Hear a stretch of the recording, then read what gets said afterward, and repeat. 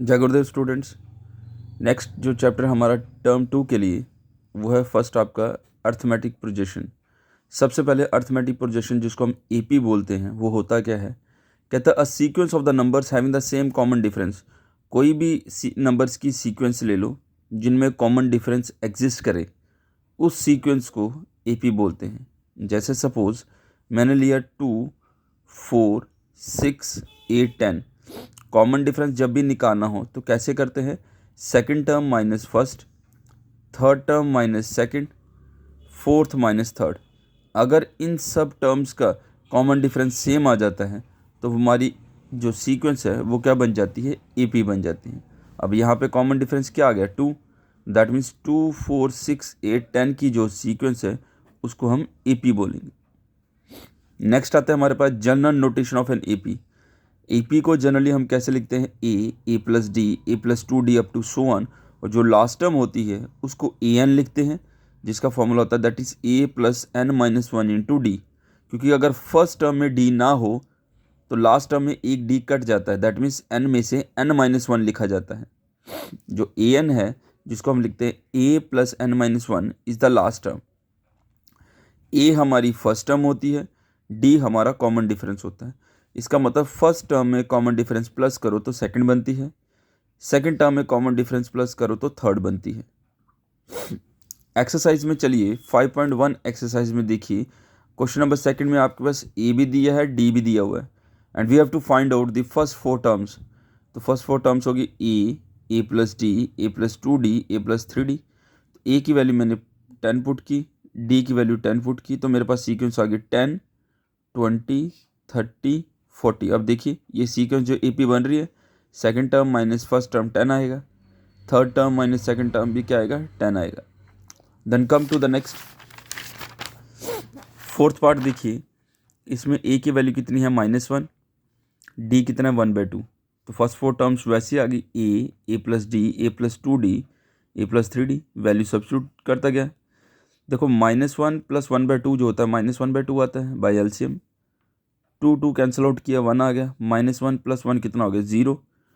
और ये आ गया 3/2 plus -1, 3/2 plus -1 that is -1 plus 3/2 क्या आएगा, 1/2 एलसीएम लेके।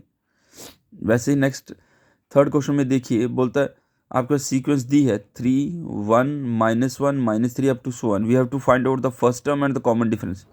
फर्स्ट टर्म तो आपके पास 3 आ गई, कॉमन डिफरेंस कैसे निकालते हैं, second term minus first term that is 1 - 3 that is -2।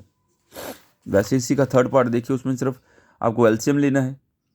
तो फर्स्ट टर्म आपकी 1/3 आ गई, कॉमन डिफरेंस निकालना हो तो second term minus first term, LCM लिया, डिनोमिनेटर सेम है तो सेम आता है एलसीएम, और न्यूमिनेटर वैसे के वैसे आते हैं, that is 5 - 1 that is 4/3। Move to the question number 4। वहाँ पे हमारे पास सीक्वेंस दी है। सबसे पहले हमें चेक करना है कि वो सीक्वेंस एपी है या नहीं। एपी को चेक करने के लिए आपका कॉमन डिफरेंस सेम चाहिए। जब ये कंफर्म हो जाए कि वो एपी है तब आपने क्या करनी है, उसकी नेक्स्ट 3 टर्म्स फाइंड आउट करनी है।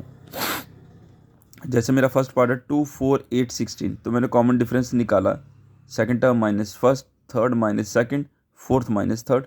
तो मेरे पास जो कॉमन डिफरेंस है सब अलग अलग आ रहा है, तो कॉमन डिफरेंस सेम नहीं है तो ये एपी नहीं होगी। नेक्स्ट में देखिए -10, -6, -2, -4, कॉमन डिफरेंस निकाला, सेम आया। अगर ये कॉमन डिफरेंस सेम है तो इसका मतलब ये एपी होगी। अब हमें क्या करनी है, इसकी नेक्स्ट 3 टर्म्स फाइंड आउट करनी है। तो नेक्स्ट 3 टर्म्स क्या आ जाएंगी हमारे पास, जो लास्ट टर्म है उसमें क्या करते जाओ, कॉमन डिफरेंस प्लस करते जाओ। लास्ट टर्म हमारी 2 थी, उसमें कॉमन डिफरेंस प्लस किया, नेक्स्ट टर्म बन गई। इसी में कॉमन डिफरेंस फिर प्लस किया, नेक्स्ट टर्म बन गई उसकी नेक्स्ट। फिर उसी में फिर कॉमन डिफरेंस प्लस किया तो नेक्स्ट टर्म और आ गई। फिर मैंने 12th पार्ट चूज़ किया है, बाकी तो सेम है, सिंपल है। 12th में रूट वाली टर्म्स है, तो मेरे पास है √2, √8, √18 एंड √32। √8 को मैं लिख सकता हूँ 2 × 2 × 2 प्राइम फैक्टराइजेशन। 18 को लिख सकता हूँ 2 × 3 × 3, और 32 को सेम एज इट इज़ 2 की प्राइम फैक्टराइजेशन में लिख सकता हूँ। 2 कॉमन निकाल सकता हूँ, दैट इज़ 2 √2 आएगा। ये सबको आता है प्राइम फैक्टराइजेशन, रूट में कैसे बाहर निकालते हैं, 3 बाहर आया तो मेरे पास यहाँ से 4 आ जाएगा। तो मेरे पास आ गया √2, 2 √2, 3 √2, 4 √2 अप टू सो ऑन। इनका कॉमन डिफरेंस निकाला, कॉमन डिफरेंस सेम आ गया। अगर कॉमन डिफरेंस सेम है तो ए पी हुआ। नेक्स्ट 3 टर्म्स कैसे फाइंड आउट करूँगा, इसी लास्ट टर्म में कॉमन डिफरेंस प्लस करूँगा तो टर्म आ जाएगी नेक्स्ट, उसमें फिर कॉमन डिफरेंस प्लस करूँगा, उसकी नेक्स्ट आ जाएगी, और फिर कॉमन डिफरेंस प्लस करूँगा तो उसकी नेक्स्ट टर्म आ जाएगी मेरे पास।